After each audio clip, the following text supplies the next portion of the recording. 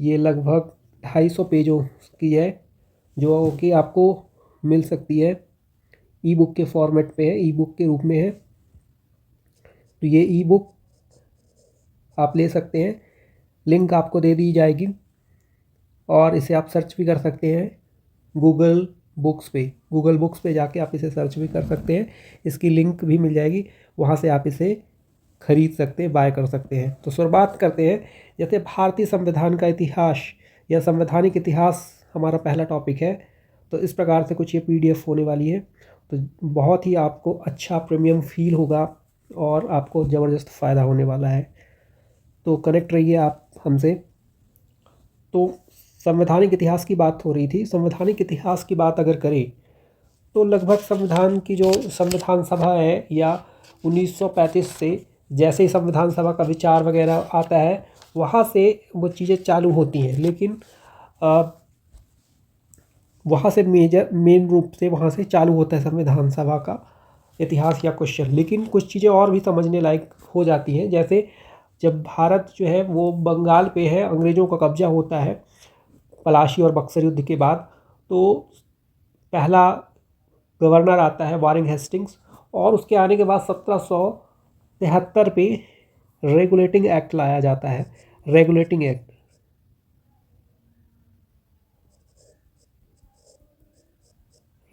Act लाया जाता है।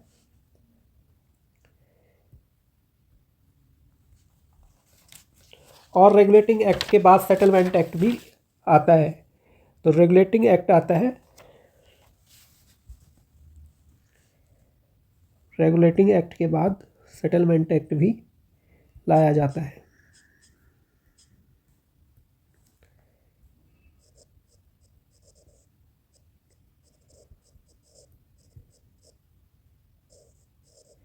रेगुलेटिंग एक्ट के बाद सेटलमेंट एक्ट आता है।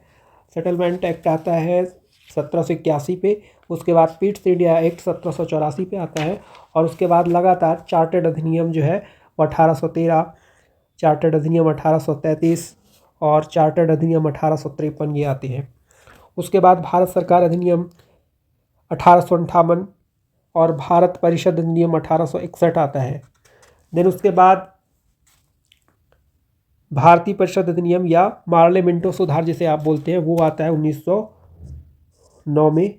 पार्लियामेंटो सुधार,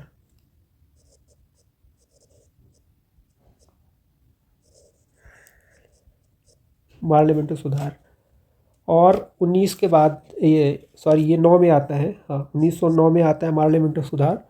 और उसके बाद जो है भारत सरकार अधिनियम, भारत सरकार अधिनियम 1919 आता है। इसी टाइम पे जो है वो रेगुलेटिंग एक्ट, वो मॉन्टेग्यू चेम्सफोर्ड के द्वारा सुधार इसमें लाया गया था। तो 1919। फिर उसके बाद जो भारतीय संविधान में सबसे ज़्यादा जिसका इम्पैक्ट था, भारत शासन अधिनियम 1935। 1935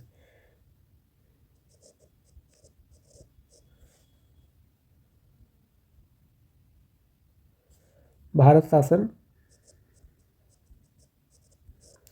अधिनियम 1935 ये आता है।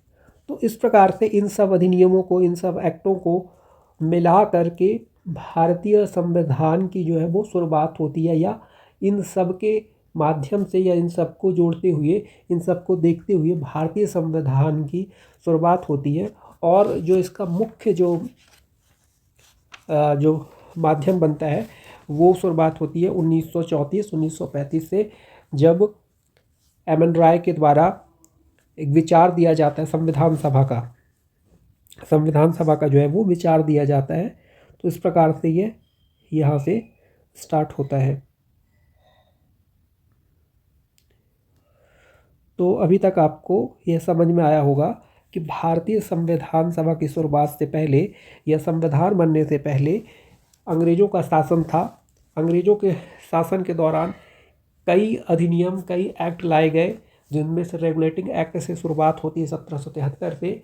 उसके बाद settlement act, Pitt's India act 1784, chartered अधिनियम 1813, चार्टर्ड अधिनियम 1833, चार्टर्ड अधिनियम 1853 और उसके बाद 1857 की क्रांति के बाद भारत सरकार अधिनियम 1858 और भारत परिषद अधिनियम 1861 होते हुए भारतीय परिषद अधिनियम पार्लियामेंट्री सुधार जिसे बोलेंगे 1909 में आया। उसके बाद भारत शासन अधिनियम 1919 और उसके बाद अंतिम रूप से जिसका इम्पैक्ट भारतीय संविधान पे ज़बरदस्त रूप से दिखाई देता है, भारत सरकार अधिनियम 1935। इसके बाद से जो है संविधान सभा का विचार आया एम.एन. राय के द्वारा और इस प्रकार से जो है संविधान सभा आगे बढ़ती है बनना। तो 1934 में स्वराज पार्टी संविधान सभा के गठन का जो है प्रस्ताव रखती है। स्वराज पार्टी के द्वारा ये रखा जाता है।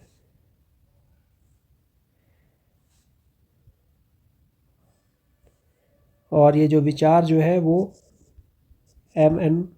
राय के द्वारा रखा जाता है, एम.एन. राय के द्वारा। तो हमारा पहला क्वेश्चन अब इसी के साथ बढ़ते हैं। ये सारे क्वेश्चन अब आपको यहाँ से मिलेंगे तो क्लियर हो जाएंगे। भारतीय संविधान सभा का गठन किस योजना के तहत हुआ? तो कैबिनेट मिशन योजना के तहत भारतीय संविधान सभा का गठन जो है वो कैबिनेट मिशन आई थी, उसके तहत जो है वो संविधान सभा बनना स्टार्ट हुआ था। अभी आपको समझाया जाएगा कैसे कैबिनेट मिशन योजना आई। कैबिनेट मिशन भारत कब आया था? तो 1946 में कैबिनेट मिशन भारत आया। संविधान सभा के चुनाव कब हुए? तो कैबिनेट मिशन आने के बाद, कैबिनेट मिशन के सफल होने के बाद संविधान सभा का चुनाव चालू हुआ। तो 1946 पे ये चालू हुआ। अब कैबिनेट मिशन की आया कैसे या इसके पहले क्या हुआ? तो जैसे कि आपको ये ध्यान रखना है कि एम.एन. राय के द्वारा विचार दिया गया, एम.एन. राय के द्वारा जो है वो विचार दिया गया संविधान सभा बनने के लिए। तो ये स्वराज पार्टी था जो इसका प्रस्ताव रखता है। स्वराज पार्टी जो है वो प्रस्ताव रखता है।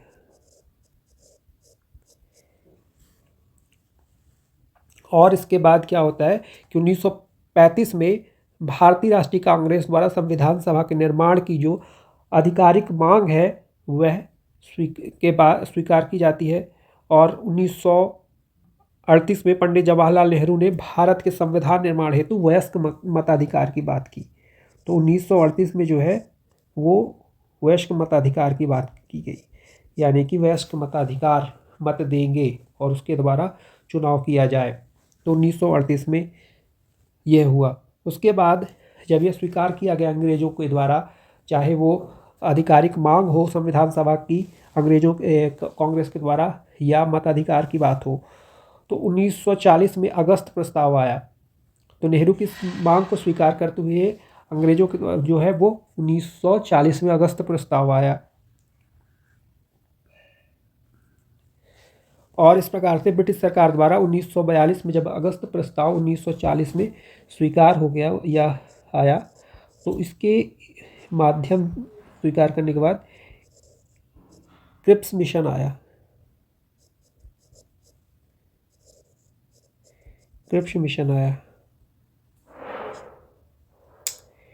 और क्रिप्स मिशन पे जो है वो 3 लोग थे, 3 सदस्यीय यह मिशन था। 3 सदस्य इसमें थे। सर स्टफर्ड क्रिप्स जो थे वो अध्यक्ष थे।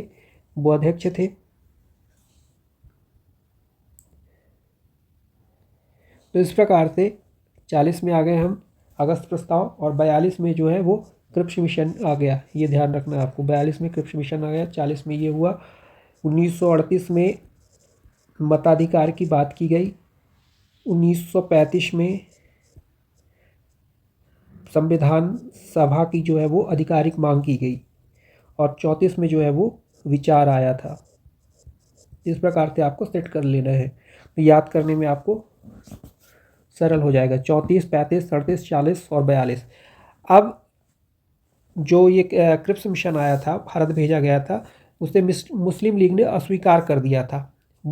अस्वीकार करने के पीछे वजह थी कि वह 2 स्वायत्त राज्यों की मांग कर रहे थे।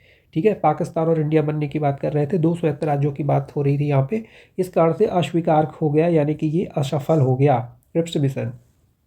अब क्रिप्स मिशन के असफल होने के बाद, असफलता के बाद 1946 में और तब तक यहाँ पे जो विश्व युद्ध चल रहा था, द्वितीय विश्व युद्ध, ये वो भी समाप्त हो गया। तो इस प्रकार से अंग्रेज़ों के द्वारा ये समझ में आने लगा उन्हें कि हमें अब भारत छोड़ना पड़ेगा या भारत को आज़ादी देनी पड़ेगी।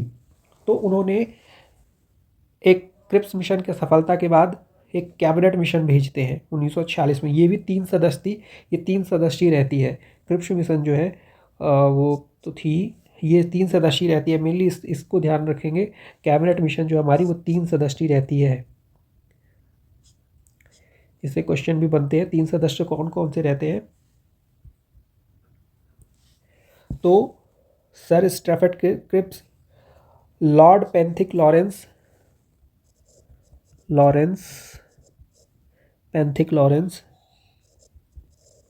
पेंथिक लॉरेंस, स्टैफर्ड क्रिप्स,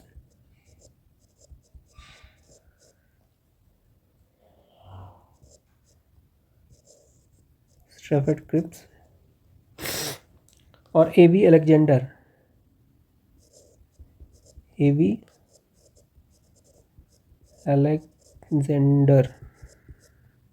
ये 3 लोग थे।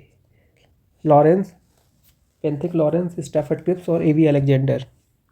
ये कैबिनेट मिशन के एक प्रस्ताव के द्वारा भारतीय संविधान निर्माण के लिए जो बुनियादी जो ढांचा था उसे स्वीकार कर लेते हैं। यानी कि जो एक तरीके से भारतीय संविधान बनने वाला है उसका जो बुनियादी ढांचा है उसे ये मिशन जो है वो स्वीकार कर लेती। और इस प्रकार से संविधान सभा के बनने का कार्य शुरू होता है। तो आपको जो कहानी यहाँ तक मालूम हो गई होगी। तो ये 46 में आया। और सभा कब हुआ? 1946 में। संविधान सभा की पहली बैठक कब हुई? 9 दिसंबर 1946। अब संविधान सभा की जो है पहली बैठक होती है 1946 में 9 दिसंबर के दिन। अब इसके लिए अध्यक्षता करने की ज़रूरत थी। तो अस्थायी रूप से डॉक्टर सच्चिदानंद सिन्हा को चुना जाता है। संविधान सभा के प्रथम अस्थायी अध्यक्ष सच्चिदानंद सिन्हा थे। संविधान सभा के स्थायी अध्यक्ष राजेंद्र प्रसाद। 2 दिन के बाद यानी 9 के बाद 11 दिसंबर को 1946 को दूसरी बैठक होती है और उसमें जो है स्थायी अध्यक्ष राजेंद्र प्रसाद को चुना जाता है। संविधान सभा के उपाध्यक्ष कौन थे? एच.सी. मुखर्जी को इसी के साथ उपाध्यक्ष चुना जाता है। संविधान सभा के संवैधानिक सलाहकार के रूप में वी.एन. राव को लिया जाता है। तो वी.एन. राव को चुना जाता है सलाहकार के रूप में। प्रारूप समिति या जिसे ड्राफ्टिंग कमेटी कहा जाता है उसका गठन कब हुआ? 29 अगस्त 1947। बहुत इंपॉर्टेंट है, 29 अगस्त 1947। अगला क्वेश्चन है, प्रारूप समिति के अध्यक्ष कौन है? तो प्रारूप समिति के अध्यक्ष डॉक्टर भीमराव अम्बेडकर प्रारूप समिति के अध्यक्ष थे, जो कि बनी 29 अगस्त 1947।